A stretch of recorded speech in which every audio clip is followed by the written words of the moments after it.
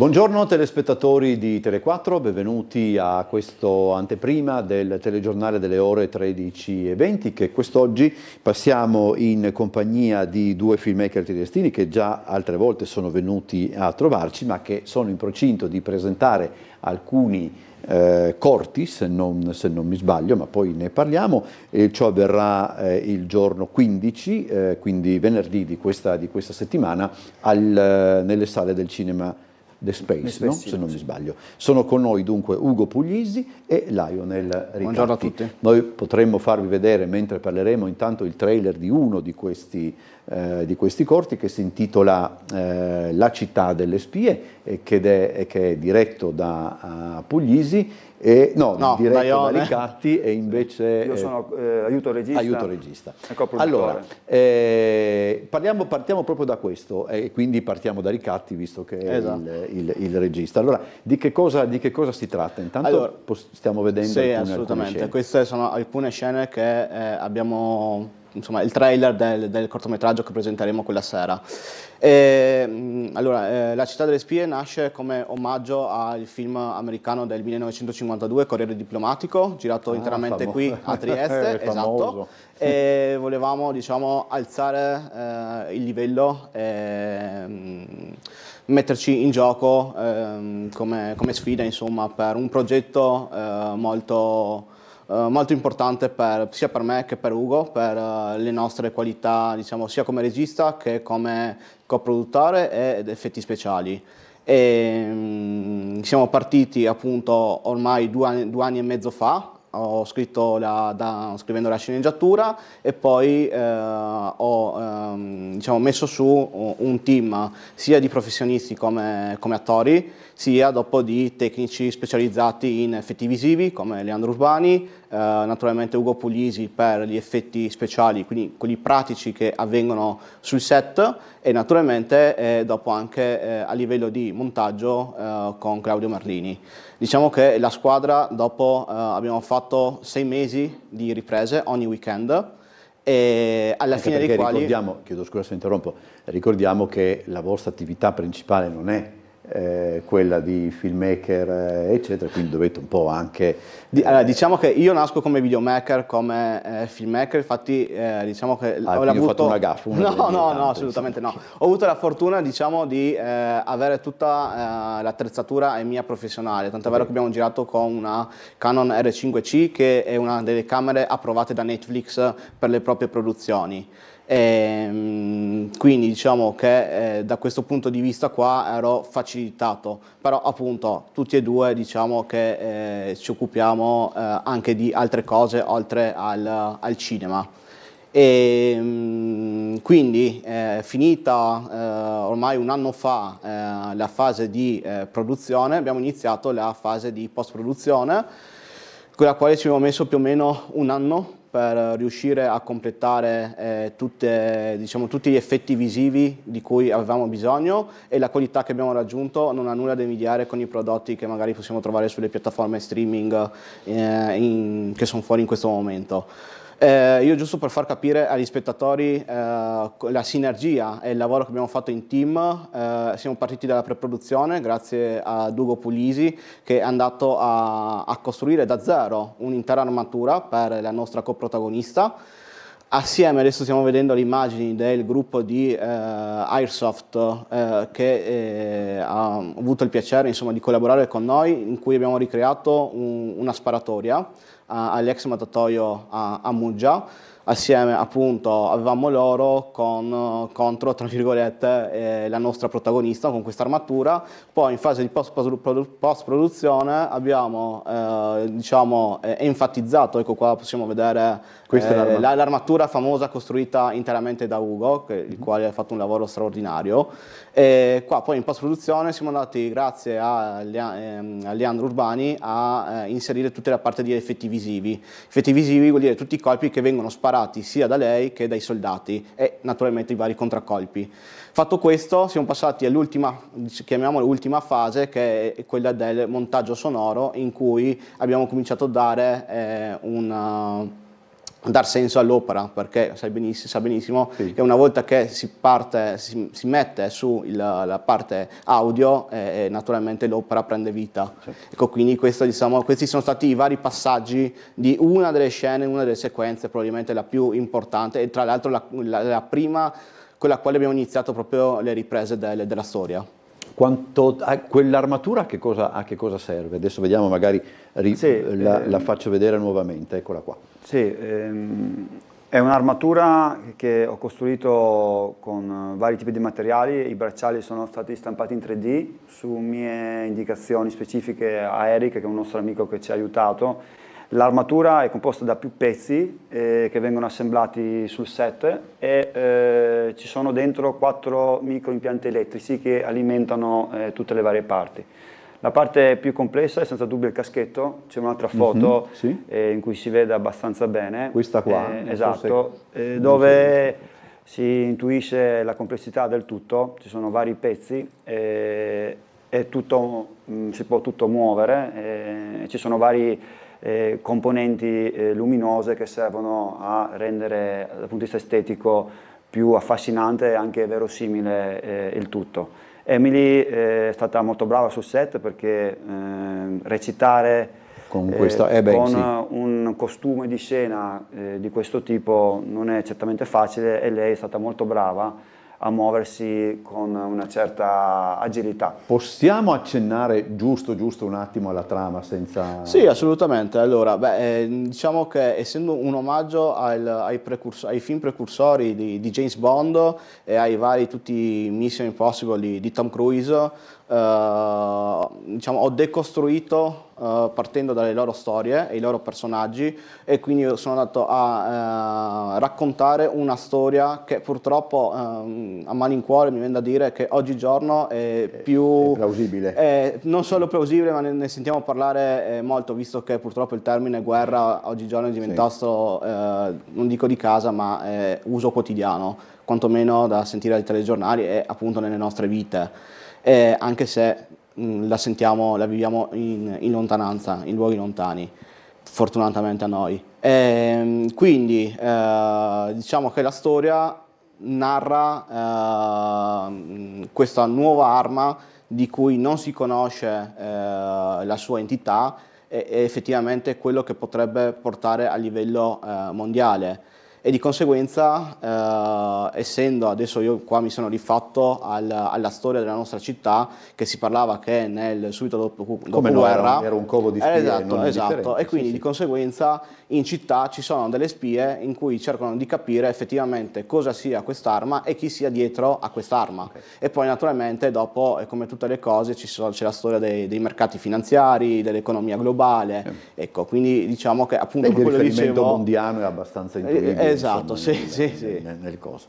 Allora, invece gli altri due corti che verranno fatti vedere? Sì, uno dei due, il mio, è Camolide Antres, che ho girato ormai 3 anni fa.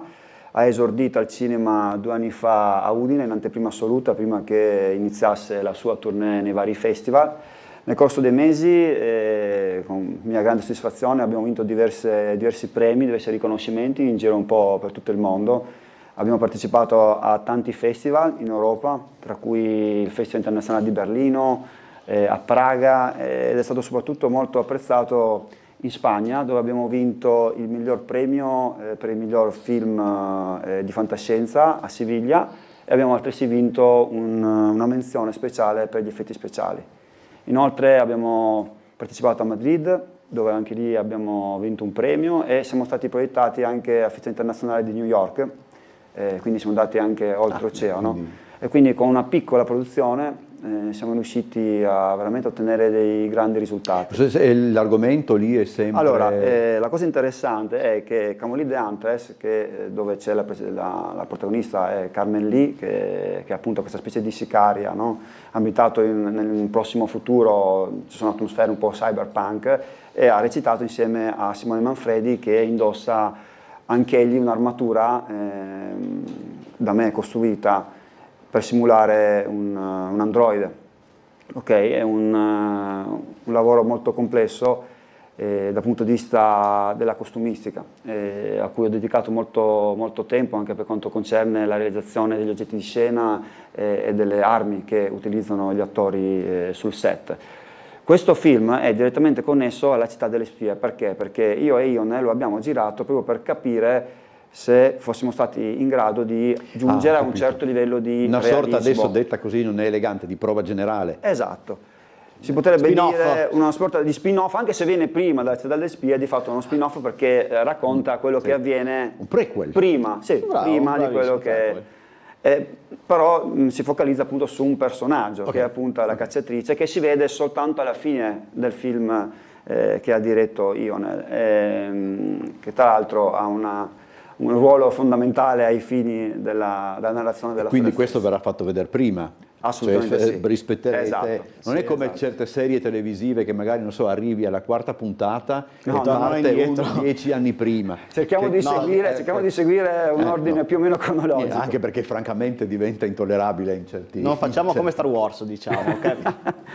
Cioè, che è ancora peggio, perché quando devi riferirti a un film con il prequel del sequel della trilogia originale. Della mia generazione posso anche dire, se devi parlare con qualcuno è un caos non indifferente. E l'altro invece? L'altro invece è del nostro amico Alex Solinas, che anche lui si dedica al cinema da un po' di tempo ormai. Credo che sia la sua opera prima o la sua secondo o terza. Okay. Perché con uno aveva già partecipato a un mio festival, i Corti dei Fabbri, ha vinto anche un premio. Poi ci siamo conosciuti in quell'occasione lì e abbiamo poi collaborato. Ed è un cortometraggio di tipo sociale, completamente diverso dal nostro. Noi ci dedichiamo di più alla fantascienza, comunque al film d'azione, e anche lui sarà protagonista il giorno 15. Naturalmente anche Alex fa parte, sarà anche lui nella Città delle Spie. Okay. Ha un ruolo anche lui come attore. E a che ora è l'appuntamento? Abbiamo due appuntamenti quella sera. Abbiamo il primo alle 20:30, che è il momento,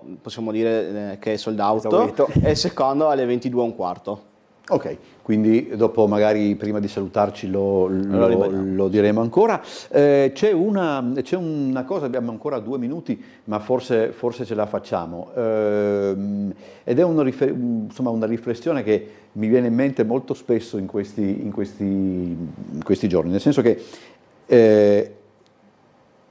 c'è tanto cinema, mettiamola così, no? Anche in luoghi dove una volta il cinema non era di casa. Cioè, per esempio, discutevamo prima delle serie televisive, no? Ormai le serie televisive sono cinema, nel senso, una volta la serie televisiva era identificata come televisione per tutta una serie di cose. Adesso, francamente, chi come voi ama il cinema può, diciamo così, trovarlo non solo al cinema, ma anche appunto attraverso le piattaforme, eccetera. Io continuo a non capire se questo è un bene o se è un male. Ma l'errore comune, secondo me, è proprio il termine di cinema, perché il cinema è un linguaggio. Questo è, e quindi oggigiorno il linguaggio lo puoi trovare, soprattutto, secondo me, basta vedere i risultati che vengono fatti al box office da certe uscite cinematografiche. Sì. Le si trova ormai sempre di più nelle serie TV e di conseguenza il pubblico ormai tra l'altro, io parlo adesso quelli della mia generazione, che magari sono cresciuti negli anni con i film degli anni 80, negli anni 90 e diciamo anche quelli dei primi anni 2000, oggigiorno si è abituati a determinati livelli di qualità cinematografica, anche negli effetti visivi, negli effetti speciali, che guardando magari in determinate altre opere che arrivano nei circuiti cinematografici per motivi magari di esigenze di studios, quindi di rispettare le tempistiche che hanno loro, magari i livelli, la qualità è inferiore rispetto a quello che usciva qualche anno fa. Ecco. Sì. E quindi di conseguenza il pubblico, diciamo, si è spostato di più sulla serie TV, sullo streaming, anche perché oggigiorno un episodio di determinate serie, senza far nomi, ma ce ne sono tante, costa come un film un blockbuster. Un film intero. Ecco. Vuoi dire qualcosa anche tu, Ugo, rapidamente? Sì, ma io credo che la diffusione sia sempre un bene, nel senso che si ha più scelta e si ha più opportunità quindi di vedere qualcosa che ti può interessare veramente. Chiaramente non so quanto la qualità possa trovare. Questo è sempre è l'altro. Senza dubbio il discorso. fascino che si ha, secondo me, nell'andare in sala è insuperabile. Sì, quello sì, però se ne trova tanto, ecco, insomma. Sì, ma tra l'altro, per esempio, non so, per esempio la serie The Mandalorian, no, che ha avuto tanto successo, adesso è stata portata comunque al cinema e uscirà a breve, quindi sono poi prodotti che vanno poi a quei livelli, figuriamoci, a sfociare comunque a loro piace diffusione complicare anche le cose. Allora ricordatevi di questo appuntamento del prossimo 15 di maggio, venerdì, a The Space, alle 20:30, dove mi pare di capire è tutto sold out, e poi ce n'è uno alle 22:15. Alle 22:15. Grazie a Ugo Puglisi e Lionel Ricatti per essere stati con noi, buon lavoro. Grazie. Tornate a trovare una volta, magari ci incontriamo a Trieste in diretta, così abbiamo più molto tempo volentieri. Per parlare. Grazie. Adesso noi andiamo in pubblicità, poi il telegiornale delle 13:20.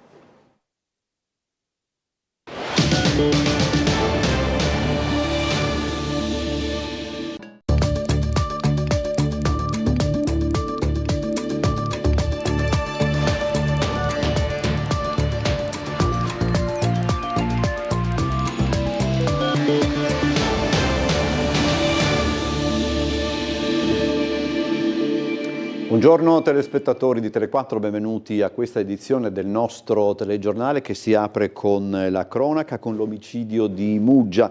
Olena Stasiuk va a giudizio immediato per l'omicidio del figlio di 9 anni, Giovanni Trame, accoltellato alla gola 6 mesi fa. Prima udienza a luglio.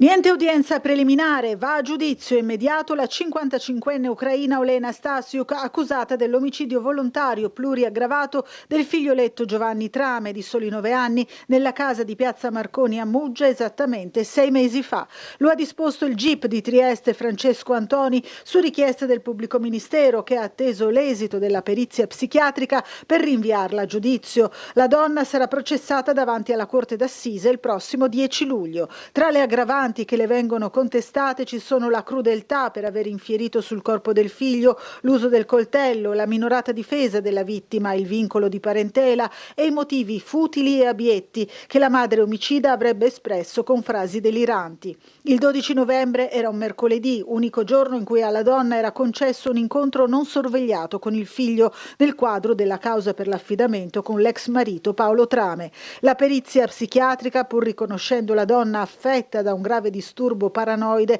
ha stabilito che il giorno dell'omicidio era in grado di intendere e volere, mentre la difesa continua a sostenere il totale vizio di mente. La Procura di Trieste ha aperto anche un fascicolo parallelo sulle eventuali responsabilità di chi si è occupato negli anni della vicenda familiare nella quale è maturata la tragedia dell'omicidio del piccolo Giovanni. Sono stati illustrati i dati della Polizia Locale in merito alle occupazioni abusive di alloggi, un fenomeno a Trieste tutto sommato contenuto. 82 sgomberi di alloggi effettuati dalla Polizia Locale fra il 2023 e i primi mesi del 2026, così dai dati illustrati nell'ambito dell'attività volta a contrastare le occupazioni abusive. 20 sgomberi nel 2023, 24 l'anno successivo, 32 nel 2025, numeri dunque che raccontano un incremento. Per ora nel corso del 2026 effettuati 6 sgomberi. Il nucleo interventi speciali e quello di polizia giudiziaria sono i reparti della Polizia Locale che si sono occupati del fenomeno. Però va detto subito, riguarda numeri veramente limitati. Questo perché da una parte ci sono tantissime segnalazioni da parte dei cittadini che sono particolarmente sensibili a questo tema, perché questo fenomeno evidentemente incide un po' sulla qualità della vita, un po' anche sulla sicurezza. Dall'altra parte c'è un intervento sempre molto tempestivo da parte della Polizia Locale, spessissimo in collaborazione anche con i proprietari dell'immobile, con Ater ad esempio, ma anche con eventuali proprietari privati, per bloccare immediatamente il fenomeno nel momento in cui si manifesta. L'Ater è proprietaria di buona parte degli alloggi occupati e primo soggetto danneggiato, assieme alle famiglie in regolare attesa dell'assegnazione della casa. Parte lesa di questo fenomeno anche Acegas APS Amga, che subisce le conseguenze dei furti di energia elettrica a causa degli allacciamenti abusivi. Quasi la totalità appunto degli interventi è stato fatto proprio grazie alle segnalazioni dei cittadini. Per questo motivo Ater ha creato un indirizzo mail che tutela il segnalante e lo mette in una totale condizione di anonimato proprio perché non vengono richiesti i dati e l'indirizzo è segnalazione.abusivi@ater.trieste.it. Quindi rinnovo l'invito alla cittadinanza a segnalare possibili situazioni in modo da poi informare tempestivamente la polizia locale per gli accertamenti e gli eventuali interventi di sgombero. Ora il collegamento con la sala operativa della Polizia Locale, dove ci sta aspettando l'agente scelto Marco Cernecca, che ringrazio e al quale chiedo di raccontarci ciò che riguarda viabilità e traffico, partendo presumo anche dal lavoro piuttosto intenso che immagino abbiate avuto soprattutto a metà mattina, quando si è scatenato insomma, pioggia ed altro, no agente? Sì, buongiorno a lei intanto e a tutti i telespettatori. Allora, fortunatamente sì, le nostre pattuglie sono state impegnate, ma non diciamo eccessivamente per colpa del maltempo. Abbiamo avuto un caso diciamo di ramo grande caduto all'altezza di via Monte Valerio, nei pressi proprio di via Valerio, con l'intervento anche dei vigili del fuoco, ma per fortuna nulla di più, eccolo. Però siamo stati impegnati con le solite richieste da parte dell'utenza per soste irregolari e anche per rilievi di sinistri. Nello specifico questa mattina presto in via Brigata Casale, via Carnaro, un investimento di animale, solo danni chiaramente per il veicolo. Poi un incidente con ferito in Ratto della Pileria, intersezione Carpineto, senza conseguenze comunque gravi per le parti coinvolte. E attualmente siamo in fase di rilievo di un incidente in via Ghega, intersezione Rittmeier, dove c'è anche coinvolto un mezzo, un autobus, e diciamo questo sta avendo anche delle ripercussioni sul traffico, da quanto possiamo anche vedere sulle nostre telecamere, in zona Piazza Dalmazia e Piazza Oberdan, insomma nulla però di trascendentale. Per il resto sulle altre arterie il traffico scorre regolarmente. Ricordo la chiusura sempre della galleria Carso in direzione Trieste, e domani, sempre diciamo inerente appunto alla strada statale 202 GVT, saranno chiuse le rampe di accesso all'altezza di Catinara, quindi sia da via Carnaro che dalla strada di Fiume per entrare appunto in GVT, nella mattinata con orario circa 9-12 per permettere l'asfaltatura delle rampe. Questa notte dalle 21 circa fino alle 6 di domani, all'altezza di Piazzale Obelisco, quindi zona Officina, sarà interdetto il transito proprio sul passaggio a raso, quindi sulle rotaie del tram, perché quest'ultime verranno appunto cambiate, ci saranno dei lavori su quel tratto. Ricordo che per un cedimento dell'asfalto in viale Miramare all'altezza di via Boveto è stata chiusa una corsia di marcia in direzione città, per cui anche là ci potrebbero essere anche eventuali disagi per il traffico. E inoltre anche in via San Pasquale all'altezza del Civico 78, sempre a causa di un cedimento, anzi più una perdita della rete fognaria, è stato messo su un cantiere che ha restretto la carreggiata. Altre cose non avrei da segnalarvi, non ci sono manifestazioni nella giornata odierna, per cui vi ritornerei la linea. Grazie agente Cernecca, buona giornata e buon lavoro. Adesso invece ci occupiamo, grazie ancora, ci occupiamo adesso del caso Una Bomber, perché il giudice per le indagini preliminari del Tribunale di Trieste ha archiviato il caso illegale di Elvio Zornitta, Maurizio Paniz, risultato atteso, si chiude un'epoca.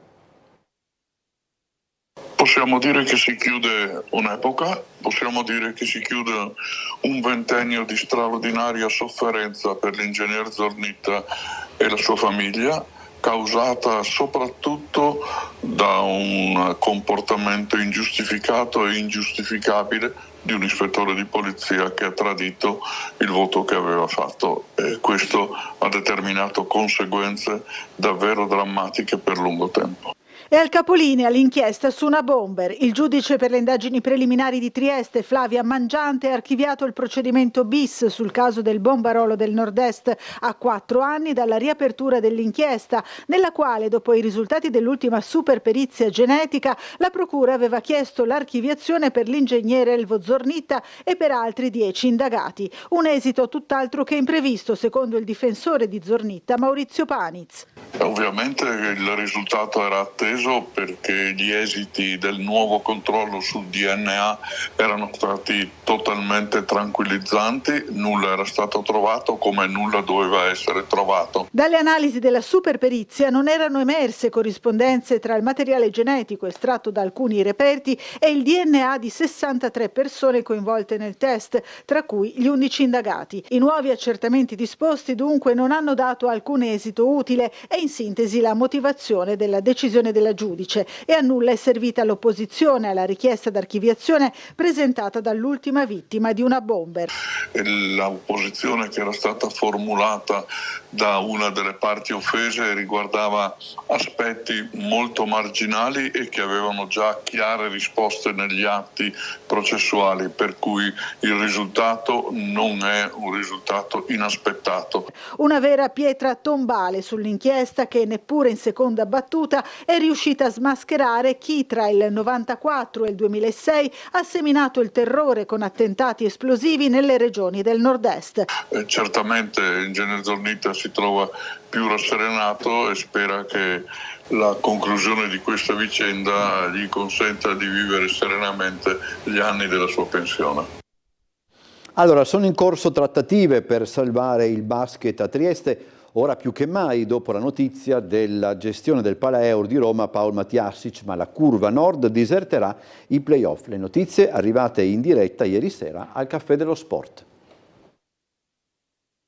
Al momento c'è un'unica certezza: quel Palasport, simbolo di Roma, in questo momento a livello di gestione è in mano a Matiasic, che quindi in qualche modo ha certificato che quell'operazione tendenzialmente si farà. È stata una vera e propria prova di forza quella di Paul Matiasic nell'aggiudicarsi alle buste la gestione del Palaeur a Roma, un'offerta 20 volte superiore alla base d'asta che ha spiazzato la concorrenza degli altri americani pronti a sbarcare nella capitale con il titolo di Cremona, guidati da Don Nelson. Quindi tutto ciò significa sparizione del basket di vertice a Trieste? Per l'operazione verrà usato il titolo sportivo biancorosso? Parziali risposte in burocratese arrivano proprio durante la diretta del Caffè dello Sport, prima con il mini comunicato della Pallacanestro Trieste a seguito della telefonata pomeridiana fra Matiasic e il governatore Fedriga.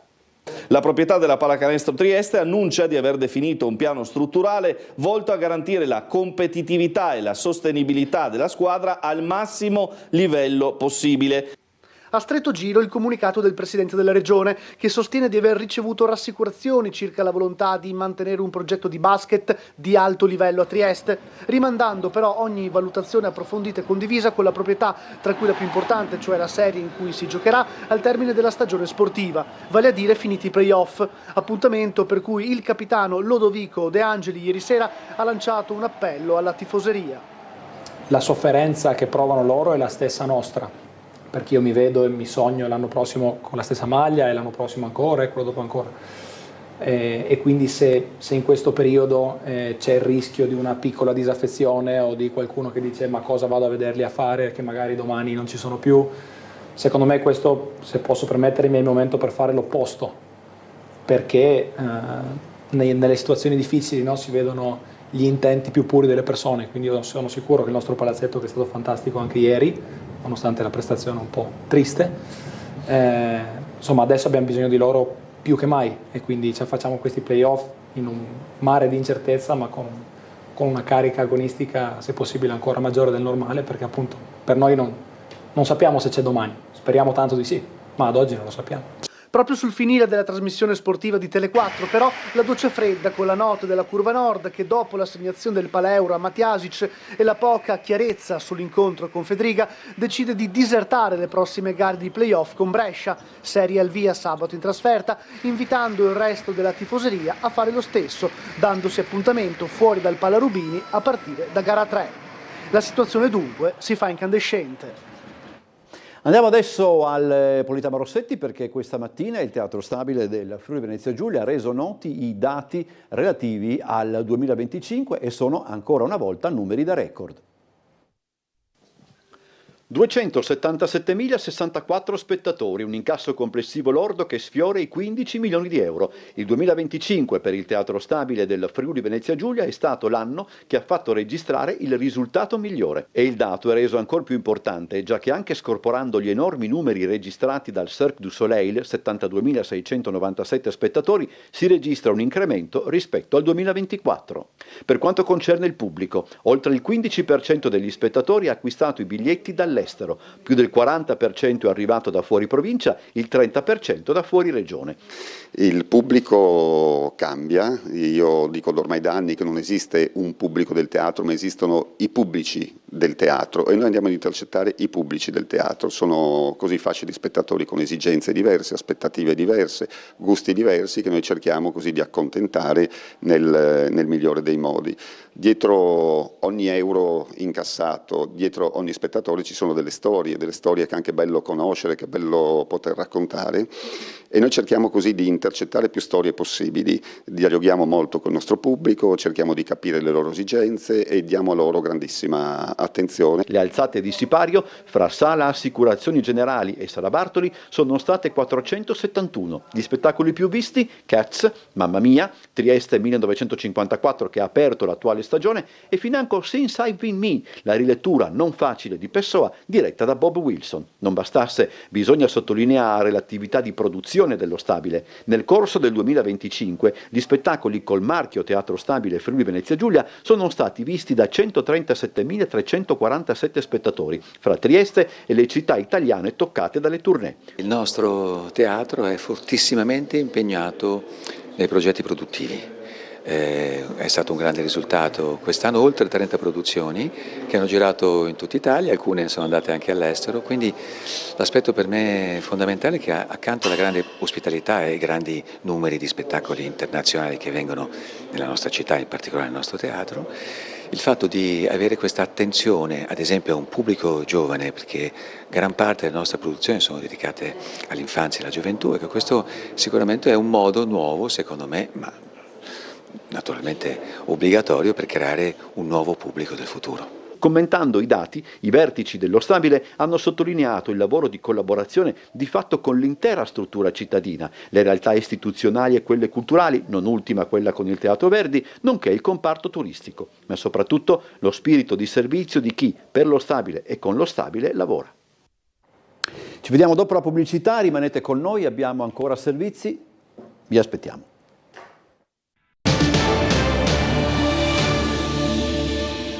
Rientriamo in studio, ripartiamo dall'attentato alla Startech e dal blitz in questura. L'indagato 47enne è comparso davanti al GIP di Trieste, ma si è avvalso della facoltà di non rispondere e attesa l'ordinanza per la convalida dell'arresto.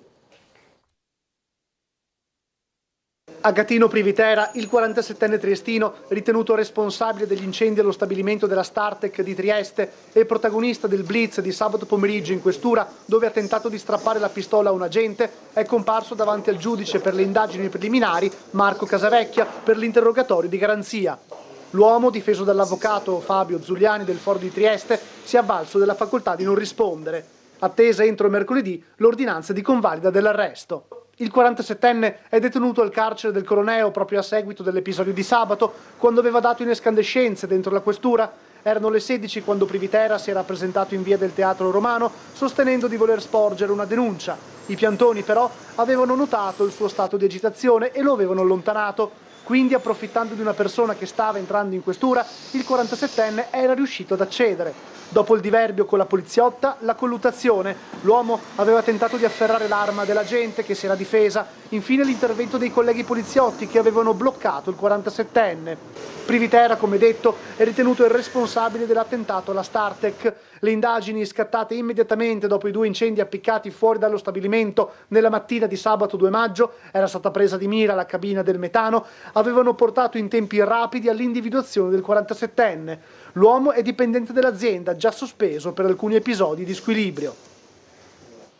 E sugli episodi di violenza in città si è soffermato il presidente della regione Fedriga, che in merito all'aggressione di una poliziotta in questura si è detto molto preoccupato. Il presidente ha poi parlato della modifica alla legge elettorale a cui sta lavorando il governo. Intanto penso che il prefetto e i questori stiano lavorando molto bene, stanno facendo delle azioni mirate senza creare allarmismi, ma per tutelare la popolazione. Il presidente della regione Fedriga commenta così sempre più frequenti episodi di violenza a Trieste e il lavoro delicatissimo delle forze dell'ordine per arginare il fenomeno, in particolare sul fatto accaduto in questura sabato pomeriggio, quando il dipendente Startec, ritenuto l'autore degli incendi in zona industriale, ha aggredito una poliziotta tentando di strapparle la pistola. Fedriga punta l'attenzione sulla mancata segnalazione del caso di fragilità. Tra l'altro poi quel caso specifico, penso sia un caso che bisogna monitorare, ma anche avere la consapevolezza che stiamo parlando comunque di una persona che deve essere seguita in modo molto approfondito, forse più approfondito, e non dalle forze dell'ordine. Abbiamo avuto una segnalazione, forse una segnalazione di questo video, qualcosa che mi preoccupa, perché se qualcuno lo segue dal punto di vista medico e psichiatrico e non viene segnalata una persona che si comporta in questo modo non per una volta, è un problema. Il presidente della regione, parlando a margine del convegno di pneumologia, ha anche risposto sul dibattito in corso a livello nazionale per la modifica della legge elettorale. Aspettiamo, vediamo cosa ne fuori. Come ho detto, è sempre stato favorevole a una legge che preveda di dire con chiarezza qual è la maggioranza che può governare per 5 anni. Questo è fondamentale per garantire stabilità al Paese e per dare una risposta anche alla tutela degli interessi nazionali nei consessi internazionali, perché governi instabili che continuano a cambiare sono un danno per il Paese, un danno per i cittadini italiani. Dopodiché vediamo cosa ne fuori. Mi auguro che possa arrivare una legge chiara dove il cittadino possa votare e sapere con consapevolezza che partito vota e chi vota. In merito alla decisione del ministro Giuli di tagliare 2 figure apicali dello staff, secondo Fratelli d'Italia si tratterebbe di normale avvicendamento, mentre per le opposizioni il licenziamento avrebbe a che fare con i contributi negati al docufilm su Giulio Regeni. La promessa già in parte mantenuta di mettere ordine e un sovrappiù di coscienza morale, laddove hanno prevalso invece l'opacità e l'imperizia. Mai più. Quel mai più e la promessa di mettere ordine suonavano come un avviso di resa dei conti imminente. A distanza di una settimana dalle dichiarazioni del ministro Giuli in Quirinale, davanti ai candidati italiani, ai David di Donatello, la resa dei conti è arrivata. Ma non è chiaro se sia dovuta solo al caso dei contributi negati al docufilm su Regeni, oppure ad una riflessione più ampia che abbraccia il licenziamento di Beatrice Venezzi dalla Fenice e le liti con la Biennale sul padiglione della Russia, e ancora le faide interne a Fratelli d'Italia, che nulla hanno a che vedere con la cultura, che in tal caso sarebbe solo strumento per togliersi i cosiddetti sassolini dalla scarpa. L'unica certezza è che cadono 2 teste apicali dello staff del ministro. Fratelli d'Italia parla di normali avvicendamenti, mentre le opposizioni calcano la mano sui dissidi interni al principale partito di governo, faide che rientrerebbero ancora nel solco delle epurazioni post sconfitta al referendum. La famiglia di Regeni preferisce non commentare. Ad essere licenziati sono Emanuele Merlino, a capo della segreteria tecnica del Ministero, ritenuto responsabile di non aver vigilato sulla vicenda del documentario, scartato dall'elenco delle produzioni beneficiarie di contributi pubblici, ed Elena Proietti, capo della segreteria personale del Ministro. Ma in questo caso il provvedimento non avrebbe nulla a che vedere con il caso Regeni. Si tratterebbe di questioni legate alla mancata partecipazione ad una missione a New York, in cui la Proietti avrebbe perso l'aereo non presentandosi alla partenza. Tuttavia, trapela che la stessa Proietti sarebbe finita nel tritacarne anche per non aver avvisato il ministro Giuli, pur essendone a conoscenza di quanto stava avvenendo nella distribuzione dei finanziamenti negati al docufilm sul ricercatore di Fiumicello Villa Vicentina. È morto il medico Francesco Franzin. Dall'amore per il proprio lavoro alla passione per lo sport, era il punto di riferimento per i colleghi e non solo. Lascia un'eredità importante per le future generazioni e per quelle attuali che si trovano in un momento molto difficile. Lui in questo momento stava facendo per guidare questo momento di transizione che, come ben sapete, anche a livello nazionale è un momento un po' difficile. Così il dottor Dino Trento, presidente della Federazione Italiana Medici di Medicina Generale della provincia di Trieste, ricorda Francesco Franzin, appena scomparso. Fra pochi giorni avrebbe compiuto 63 anni. Professionista attento e scrupoloso, già segretario della FIMG di Trieste, punto di riferimento per la categoria e in passato più volte protagonista nei dibattiti sui grandi temi che riguardano la sanità, Franzin lascia un'importante eredità. Ma Francesco è stato per Trieste un faro, diciamo, non solo per la medicina generale, per la medicina in genere, per i rapporti tra i medici, è stato consigliere anche dell'Ordine dei Medici per tanti anni e adesso guidava il sindacato, diciamo, della medicina di base, ma soprattutto era uno che si occupava di tante altre cose, un uomo poliedrico, pieno di vita, di una personalità veramente molto particolare, sportivissimo.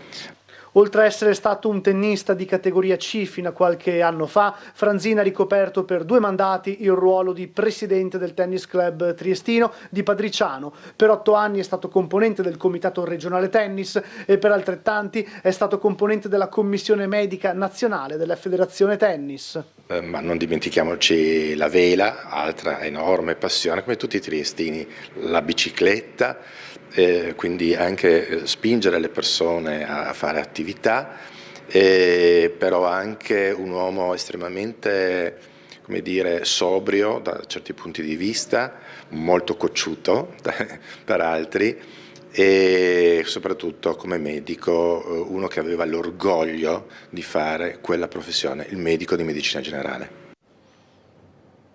Adesso vi facciamo vedere la breve e sentita cerimonia che ieri ha intitolato la rinnovata palestra delle scuole Giotti e Stuparic a Gianni Cernoia, storico giornalista dell'ufficio stampa del comune scomparso 2 anni fa.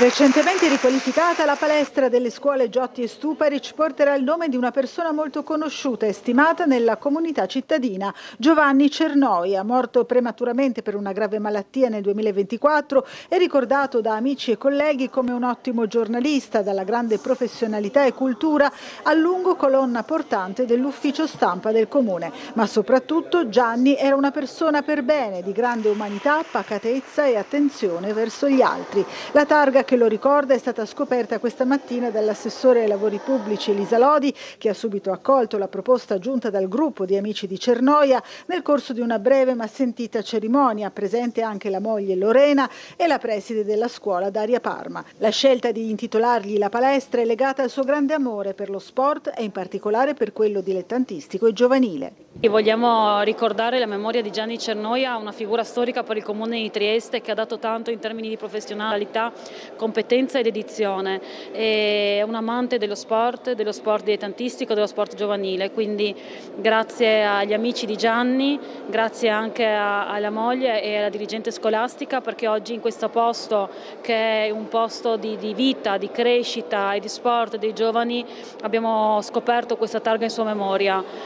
Gianni lascia un vuoto incolmabile, perché al di là di essere un grande professionista è sempre attento e scrupoloso anche con noi politici nella gestione quotidiana dei rapporti con la stampa.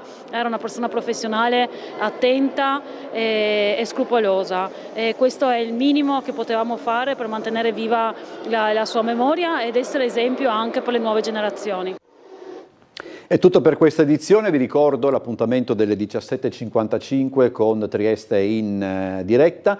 Fra gli ospiti ci sarà anche il dottor Sarcletti, con il quale parleremo anche dell'antivirus, e poi alle 19:30 l'edizione serale del telegiornale. Buon proseguimento e a più tardi.